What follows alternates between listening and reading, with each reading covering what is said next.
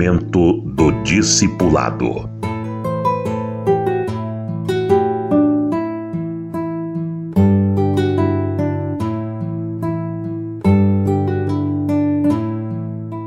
Nem todos os discípulos vão permanecer. Isso é uma constatação difícil.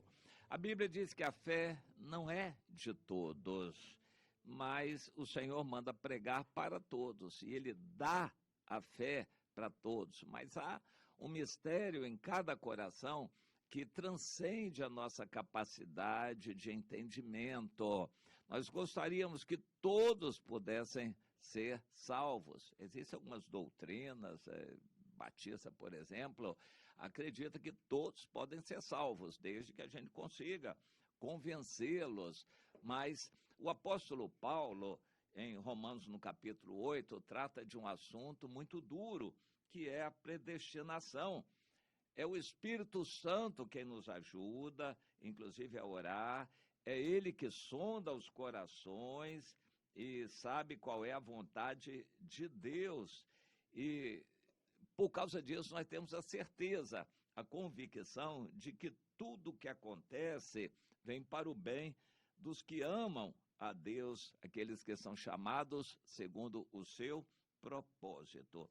Porquanto Deus, de antemão, conheceu, o apóstolo Pedro chama isso de presciência, ele não trata de predestinação, é presciência. E o apóstolo Paulo diz aqui, isso lá em 1 Pedro 1:2.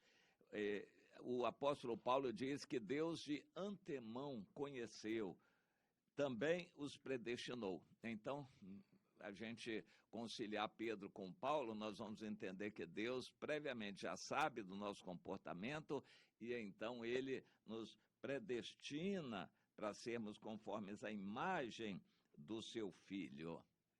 Sermos conformes, tomarmos a forma da imagem do seu Filho. E a esses que ele predestinou, também chamou. E aos que chamou, justificou. E aos que justificou, glorificou. Mas ele continua, nesse capítulo 8, falando de coisas referentes à salvação de uns e à profundidade do coração de Deus, que é insondável por nós. Mas nós podemos ter certeza do amor de Deus. Ninguém pode nos separar do amor de Deus, mas o pecado pode nos separar de Deus. E aí é outro mistério. Por que algumas pessoas gostam do pecado e não conseguem se livrar do pecado? Mas porque algumas pessoas conhecem a Deus e não se apaixonam pelo Senhor. Jesus dá uma deixa para nós podermos entender isto. Ele disse, um cidadão, credor, perdoou uma dívida de R$5 e outra de R$500. Quem é que vai se sentir mais perdoado? Bom, o que devia R$500 e o que devia só R$5, disse, isso aí é mixaria, eu poderia pagar, se ele perdoou, não fez muita coisa. Há pessoas, isso aplicado na área da religião, traz esse entendimento. Há pessoas que são boazinhas, eles são pessoas de direita, não fazem isso, não fazem aquilo, não cometem erros muito grandes, eles talvez nem precisam de Deus. Eles não dizem isso, é claro, mas na prática, no dia a dia, eles não dependem de Deus para nada, porque eles são certinhos, acertam a sua vida, caminham direitinho, fazem tudo certinho, e eles se defendem, se protegem, se cuidam, e eles vivem uma vida em que praticamente não ficam pedindo nada a Deus, porque eles cuidam de si mesmos. São pessoas que não vão valorizar muito a graça, o perdão de Deus. Mas uma pessoa toda errada, se sente fraca, já errou muito, pecou no passado, envergonhou o Senhor, uma pessoa que destruiu o seu corpo, uma pessoa que reconhece o milagre de Deus, o quanto Deus a perdoou, essa pessoa vai amar muito o Senhor, vai tender a agradecer muito a Deus e reconhecer a graça de Deus. Essa pessoa vai se sentir devedora a vida inteira ao Senhor. Enquanto o outro que é bonzinho não reconhece muita coisa que Deus fez, porque afinal de contas ele já é bonzinho, não precisava tanto de Deus assim. Você vê a diferença? Pessoas há de todas as maneiras e que recebem a palavra de Deus com reações variadas, cada um de um jeito. Quando nós evangelizamos, falamos do Senhor, nós não sabemos qual vai ser a reação das pessoas, nós não sabemos como elas reagirão. Nós vamos pregando para todos e procurando trazer a presença de Deus até as pessoas. Quando as pessoas manifestam um desejo de querer o Senhor, de andar na presença dele, são pessoas que tomam uma decisão pelo Senhor, nós vamos discipular, e aí é uma área muito importante. Imediatamente, não pode esperar, não pode demorar, e no início é todo dia, o discipulado é todo dia no início. As primeiras semanas são fundamentais. Há pessoas que vão nessas primeiras semanas se firmar, vão crescer no Senhor, vão ter sede, vão querer mais e mais do Senhor, vão se apaixonar pelo Senhor, vão entender o que é culto, o que é adorar a Deus, ficar na presença de Deus, engrandecendo, exaltando o Senhor. Elas vão ter prazer em ficar na presença de Deus. Há outras que não serão assim, e há outras que até desprezarão o Senhor. Tá bom, eu vou à igreja, essa semana não vou não, eu não vou poder ir, tem umas coisas importantes a fazer no domingo, mas na outra semana eu acho que eu vou. Aí chega na outra semana, aparece alguma coisa, não, na outra semana eu vou. Essa pessoa faz pouco caso de Deus, das coisas de Deus, inclusive da disponibilidade do cristão que quer discipulá-la. Essa pessoa não vai valorizar muito.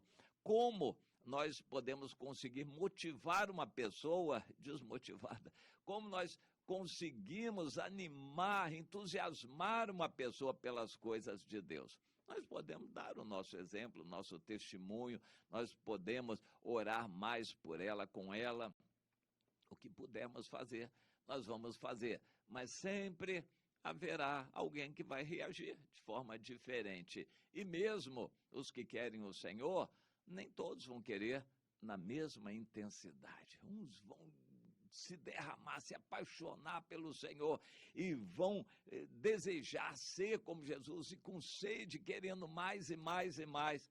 Outros vão devagar. Eu quero o Senhor, mas do meu jeito, no meu ritmo, devagar. Deixa eu continuar com o restante da minha vida.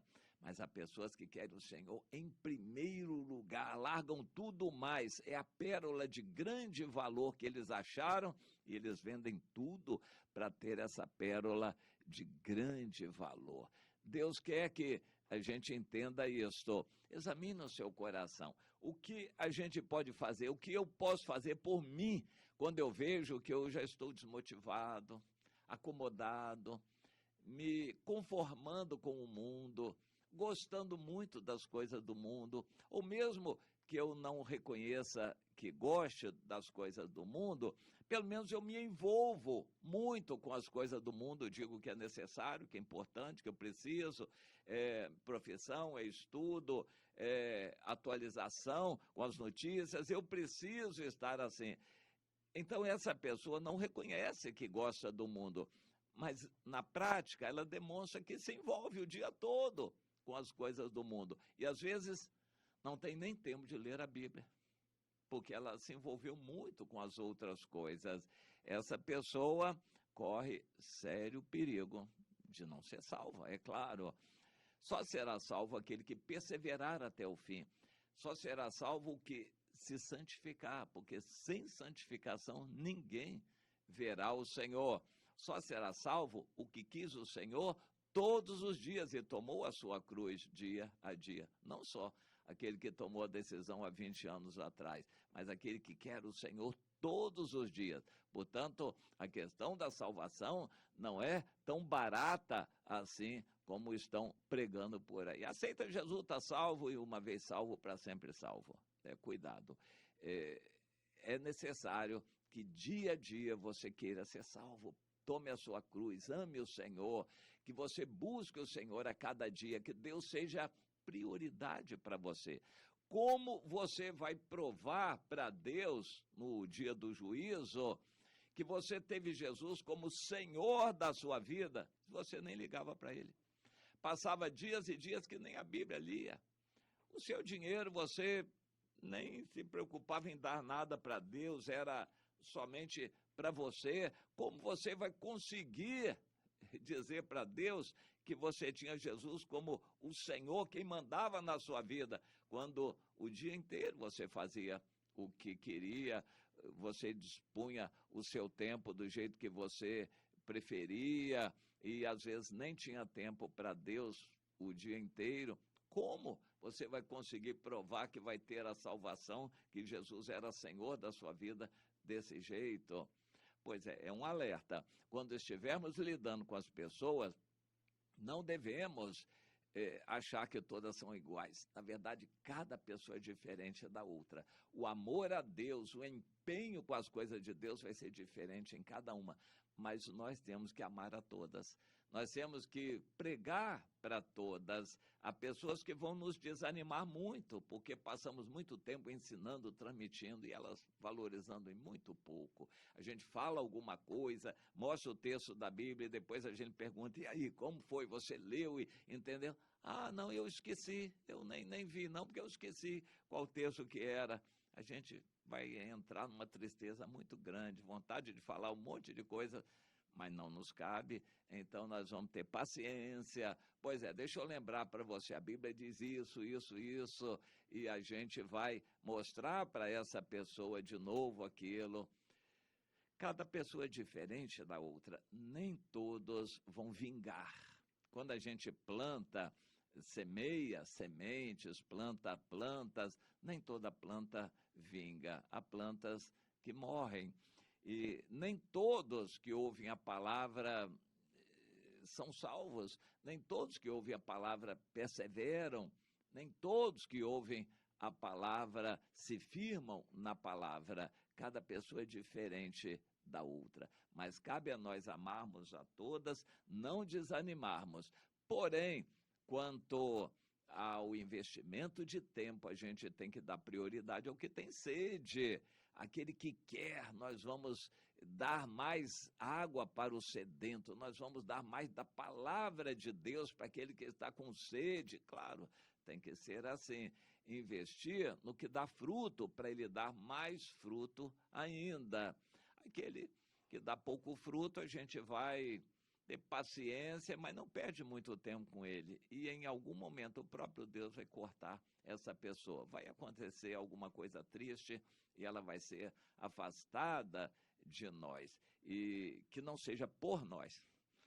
O Senhor faça isso, mas que não seja por nós. Que de nossa parte nós amemos a todas essas pessoas e queiramos a salvação de todas, mas principalmente vamos dar prioridade a quem quer o Senhor, quem ama, quem reconhece o Senhor, quem tem sede. Dê tudo que você tem, de tudo que você sabe, para essa pessoa que está sedenta. Ela vai dar frutos e vai compensar todo o investimento que você está fazendo nessa pessoa. Entenda isso para você praticar também, meu irmão, minha irmã.